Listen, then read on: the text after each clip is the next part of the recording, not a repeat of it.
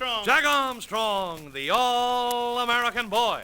Wave the flag for Hudson High, boys. Show them how we stand. Ever shall our team be champions, known throughout the land. Wheaties, breakfast of champions, bring you the thrilling adventures of Jack Armstrong, the all-American boy. Look, here's an imaginary scene that could have taken place at any camp this summer. It's the last night of camp, and the camp leader is giving out gold letters to outstanding members. Tim Chase for outstanding leadership on the trail. Sam Kelly for outstanding leadership in swimming. Harry Bell for outstanding leadership in tennis. Chuck Elias for outstanding leadership in track. Bill Sampson for outstanding leadership in boating. A little while later, after most of the fellows have gone to their bunks and the fire has died down, we find Ken Berry, the camp leader, talking to Al Foss. Al, I'm sorry you didn't get your gold letter this year. Well, I did my best, but I guess I just didn't earn it, Ken. Listen, Al, I've had my eye on you these last 2 weeks. I think I figured your problem out. What do you mean? I mean you're not in physical shape to be a real leader. Well, I got into a lot of sports. But that isn't enough. You've got to follow a regular training program. One like Jack Armstrong's personal training rules. What are they like? First, get plenty of fresh air, sleep, and exercise. Second, use a lot of soap and water. And third, eat a breakfast of champions every morning. Say, didn't we have a breakfast of champions this morning? That's exactly what we had. Wheaties, milk, and fruit. Boy, that tasted swell. It's about the most popular breakfast we've ever had up here at camp. Well, if that's part of Jack Armstrong's training program, I'm certainly going to have a go at it. Good, Al. Why, with your natural ability and Jack Armstrong's training rules, well, you ought to be able to collect several gold letters in sports up here next year. But say, Ken, I think I could stand some Wheaties before we turn in. How about it? Great idea, Al. But be careful so Cook won't hear us. Here, we'll get around by the back door. I know where the Wheaties are, and you find the cream and bananas. And there you are, fellas and girls. A breakfast of champions as a great training breakfast and as a swell evening lunch. Try that keen combination tomorrow, morning and evening, and I think you'll agree that those whole wheat flakes are tops anywhere, anytime. Get some Wheaties today and start training Jack Armstrong's way tomorrow morning with Wheaties, milk, and fruit. A breakfast of champions. And now, Jack Armstrong, the all-American boy. In the dark, on a prehistoric platform above the rock-bound shore of Easter Island in the far Pacific, Jack, Billy, Betty, and Uncle Jim are guarding the great sky cruiser against a danger that can't be guessed.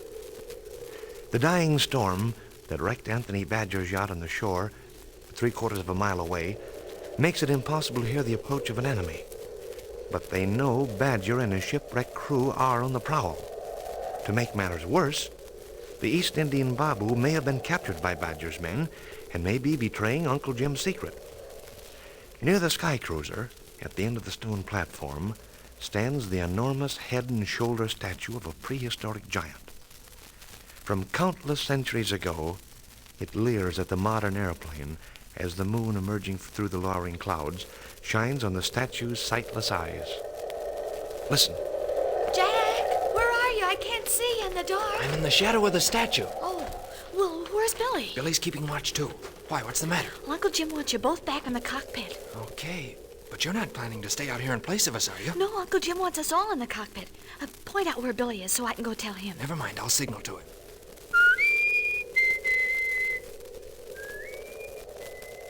There you are, Billy, understood. Come on, he'll be there ahead of us. Hi, Jack. There's Billy. He did get ahead of us. Why did you signal to return to the plane? What's happened? Have you spotted Badger's men? No. Have you spotted the Babu? No, Uncle Jim sent for us. He wants us in the cockpit. Scramble up, Betty. I'll give you a hand. Hi, Jack. Is that you? Hurry up.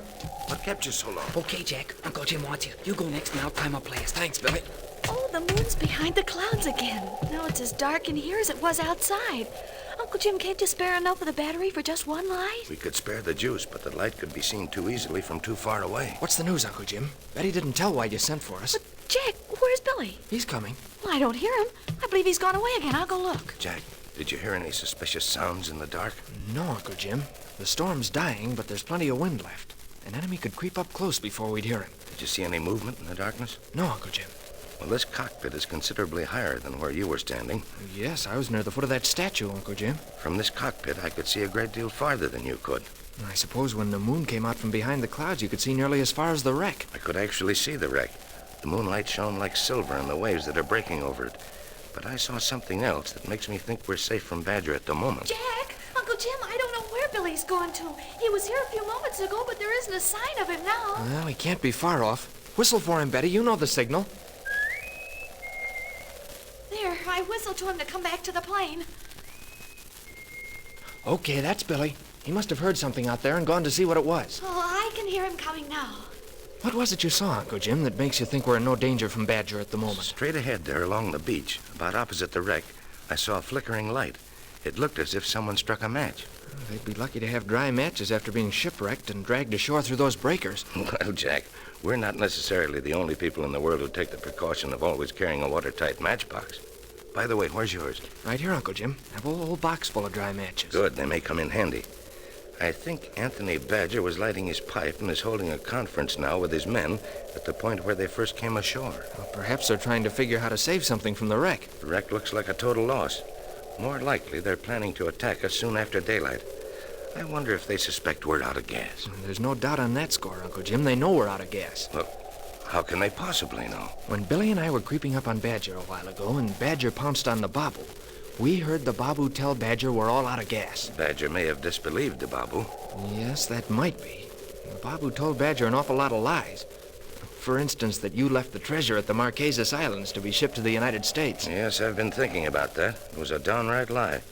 But it doesn't sound like disloyalty to us, does it? No, Uncle Jim. Badger had the Babu by the throat. The Babu was so afraid he could hardly speak. But even so, he lied about our treasure to protect us. He can't have had any other reason for saying we'd left the treasure at the Marquesas Islands. The Babu's behavior is very mysterious. We'd better reserve judgment on it. The Babu may or may not have turned against us. But I feel pretty sure we'll have to deal with Badger soon after sunrise. Well, anyhow, the treasure's safely hidden. That's something. Here's Billy, Uncle Jim. Give me your hand, Billy. I'll pull you in. Hi, Billy. What have you been doing? Why didn't you come when I sent for you and Jack? Uncle Jim, I didn't want to disobey orders, but I couldn't be in two places at once. I heard something out there in the dark, and I just had to go see. And sure enough, it was the Babu. The Babu? What was he doing? Where is he now? He's right close up. He's just the other side of that ancient statue. Good, then we'll catch him this time and make him explain his conduct. Betty, you stay in the plane. Jack and Billy, come with me. Oh, Uncle Jim, mayn't I come too? Don't leave me all alone. Uncle Jim, if we hope to catch the Babu, we'll do well to take Betty along. He's not so afraid of Betty. Yeah, that's a swell idea, Jack. Send Betty ahead to talk to the Babu, and while she's talking to him, we pounce on him. I won't do that, Billy. If the Babu trusts me enough to come and talk to me, I'm not going to betray him. No one intends to betray the Babu. But, Uncle Jim, you spoke of catching him. Well, yes, I do intend to catch him, but we'll do him no harm. If the Babu wants to leave us for good, that's his privilege. I'll even turn him loose to go and join Badger, if that's what he wants. Oh, I don't believe the Babu wants that. We're entitled to know the reason why the Babu ran out on us. So here goes. We'll catch him and make him explain. How'd you get all of you? Say, Uncle Jim, there may be some Easter Islanders still hanging around in the dark. They may come and burgle the plane while our backs are turned. I'll lock the plane door. Then they'd have to use force and we'd hear them. Come on, Betty. Jump. I'll catch you. I'm Uncle Jim's way. He's gonna jump. Now then, Billy, this was your discovery. So you go ahead alone and make sure the Babu's still there. Oh, okay, Uncle Jim. If he is there, try not to scare him away. Keep quiet. Don't give the alarm. If you're not back in a moment or two, we'll understand that the Babu's there and we'll come and join you. Okay, Uncle Jim. Now, Jack, here's the way we'll work it. You creep up on the right-hand side of the statue. I'll take the left-hand side. Well, what am I to do, Uncle Jim? Betty, you speak to the Babu from this side of the statue. Get him in conversation. If necessary, walk around the statue and talk to him on the far side. While you're talking to him, Jack and Billy and I'll do the rest. And it's really a promise that if the Babu wants to go, you'll let him? Yes, that's a promise. If the Babu doesn't want to stay with us, we don't want him. Billy must have reached that statue by now, Uncle Jim. If the Babu weren't there, he'd have let us know. Right. Go ahead. Take advantage of the wind. When it blows, creep forward. When it dies down, stand still and wait for the next gust. Here's the wind now. Go ahead. Steady now. Wait for it. There's Billy. This side of the statue. Very well. Go ahead now, Betty. Creep up to the statue. Call out to the Babu and hold him in conversation. All right, Uncle Jim. If you and Jack have to pounce on the Babu, you won't hurt him, will you? No, we wouldn't dream of hurting him. Go ahead and send Billy back here. All right. Hi, Billy. Go back to Uncle Jim. Say, what's the idea? The Babu's on the far side of the statue. Why don't we go pounce on him? Shh, quiet. Let Betty talk to him first. Babuji, is that you on the other side of the statue? Babuji, can't you hear me? I'm sure it's you on the other side of the statue. Why don't you speak? Are you all alone, Sahiba? I'm alone at the moment, but I can very easily get Uncle Jim if you'd like to speak to him. No, Sahiba. No. I would be ashamed to speak to your Uncle Jim. In fact, I dare not. I could not. I would not. I will not. Babuji, Uncle Jim wouldn't hurt you. No, Sahiba. No, indeed. He's not going to get the chance to hurt this Babu. Well, Billy said you have a message for him. Would you like me to come around there and talk to you? No, Sahiba. Stay where you are. Stay on that side. Hi, Betty. Keep on talking to him. Give us a chance to creep around the statue. Sahiba, you still there? Yes, I'm waiting for you to tell me what you want to say to Uncle Jim. Sahiba, it is because I deceive your Uncle Jim after his many kindnesses that I would be ashamed to meet him face to face. But, Babuji, you needn't be afraid. All that Uncle Jim wants from you is an explanation. He wants to know why you ran out on us.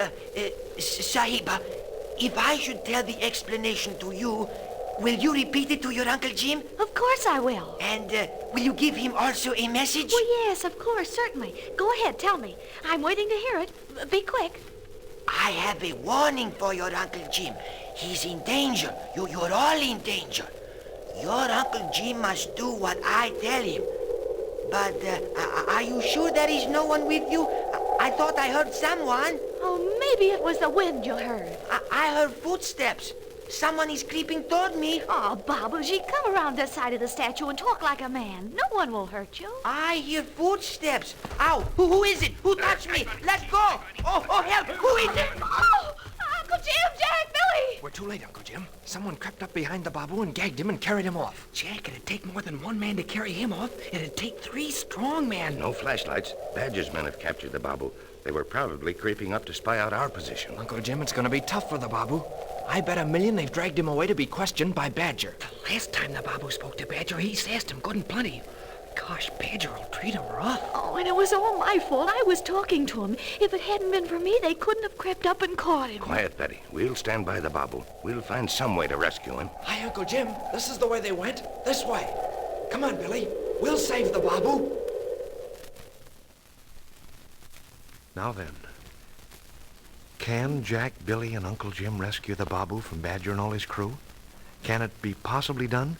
And say, what was that danger the Babu was warning Betty about when Badger's men seized him and carried him off? Listen in at the same time tomorrow to another thrilling adventure in the mystery of Easter Island with Jack Armstrong, the All-American Boy. Now, before it slips your mind, why not ask Mother to put Wheaties right at the top of tomorrow's shopping list and say, right now would be a good time to remind her that you'll be wanting a breakfast of champions every morning from now on. That good, nourishing combination of Wheaties, milk, and fruit packs a flavor wallop that, well, just try a breakfast of champions tomorrow and you'll see what I mean when I say it's tops in every department. Have you tried Wheaties? They're whole wheat with all of the bran.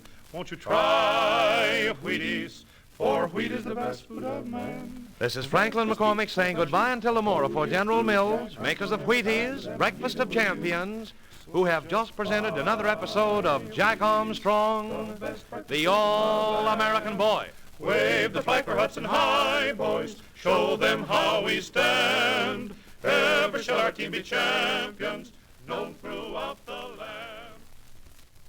This is the National Broadcasting Company.